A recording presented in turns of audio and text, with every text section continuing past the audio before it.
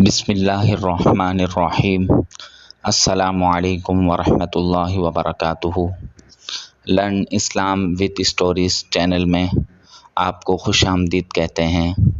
دوستو، آج جو میں آپ کو کہانی سنانے جا رہا ہوں وہ ایک ایسے چور کے بارے میں ہے کہ جو بہت ہی شاطر اور اپنے اس عمل میں بہت ہی پھرتیلا تھا اور مختلف حربوں کے ذریعے لوگوں کو لوٹا کرتا تھا۔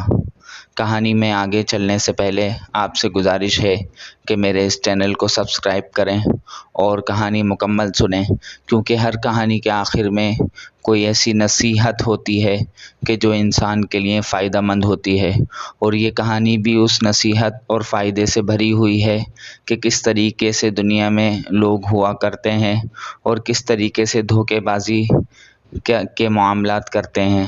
تو آپ یہ کہانی آخر میں اس کا سبق بھی موجود ہے، تو مکمل کہانی سنیے۔ دوستوں، ایک نہایت شاطر اور ماہر چور نے چوری کی خاطر مہنگا لباس زیب تن کر کے معزز اور محترم دکھائی دینے والے شیخ جیسا حلیہ بنایا اور صرافہ بازار میں سونار کی ایک دکان کے اندر چلا گیا۔ سونار نے جب اپنی دکان میں وضاقتہ سے نہایت ہی رئیس اور محترم دکھائی دینے والے شیخ کو دیکھا جس کا نورانی چہرہ چمک رہا تھا، تو سونار کو ایسا لگا جیسے اس کی دکان کی بھاگ جاگ اٹھے ہوں۔ اسے پہلی بار اپنی چھوٹی سی دکان کی عزت و وقار میں اضافے کا احساس ہوا۔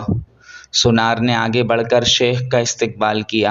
شیخ کے بحروپ میں چور نے کہا، آپ سے آج خریداری تو ضرور ہوگی، مگر اس سے پہلے بتائیں کیا آپ کے لیے ممکن ہے کہ آپ اپنی سخاوت سے ہمارے ساتھ مسجد بنانے میں حصہ ڈالیں؟ اس نیک کام میں آپ کا حصہ خواہ ایک درہم ہی کیوں نہ ہو۔ سونار نے چند درہم شیخ کے حوالے کیے ہی تھے کہ اسی اثنا میں ایک لڑکی جو در حقیقت چور کی ہم پیشہ تھی دکان میں داخل ہوئی اور سیدھی شیخ کے پاس جا کر اس کے ہاتھوں کو بوسہ دیا اور التجائیہ لہجے میں اپنے اور اپنے اہل و عیال کے لیے خیر و برکت کی دعا کے لیے کہا۔ سونار نے جب یہ منظر دیکھا تو اس سے رہا نہ گیا اور معذرت خواہانہ لہجے میں کہنے لگا، اے محترم شیخ، لا علمی کی معافی چاہتا ہوں، مگر میں نے آپ کو پہچانا نہیں ہے۔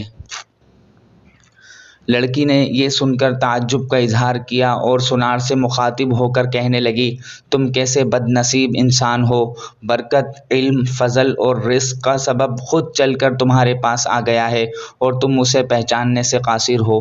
لڑکی نے شیخ کی طرف اشارہ کرتے ہوئے کہا کہ یہ فلاں علاقے کے مشہور و معروف شیخ ہیں جنہیں خدا نے کثرت علم، دولت کی فراوانی اور ہر قسم کی دنیاوی نعمتوں سے مالا مال کر رکھا ہے۔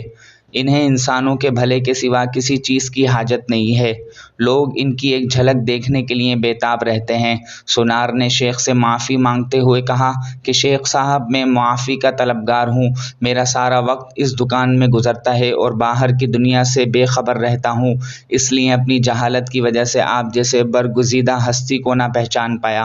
شیخ نے سونار سے کہا کہ کوئی بات نہیں، انسان خطا کا پتلا ہے، غلطی پر نادم ہونے والا شخص خدا کو بہت پسند ہے۔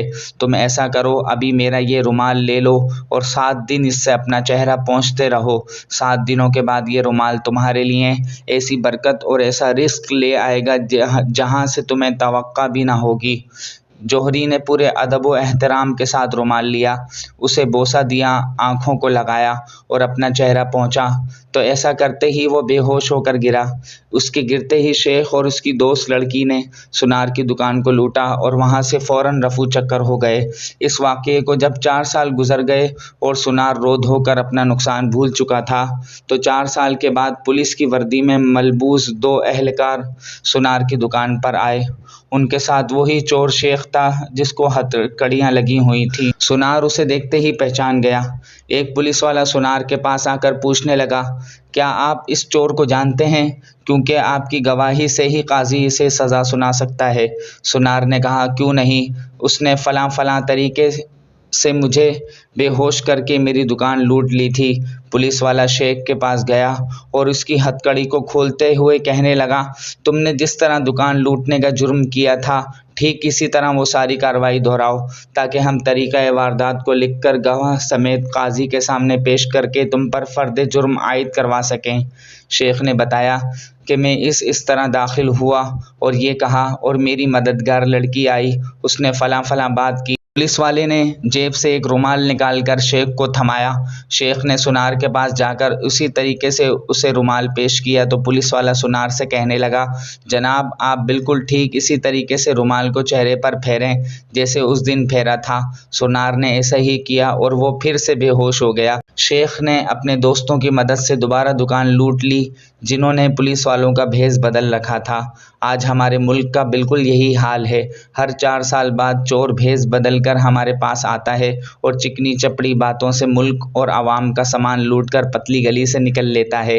ہر دفعہ ایک نیا منظر، نیا لباس، نیا بہروپ، نئی شکل اور نیا حربہ، جس سے عوام دھوکہ کھا کر اعتبار کرتی ہے اور آخر میں محافظوں سمیت نکلتا وہی چور ہے جس کا اندیشہ ہوتا ہے۔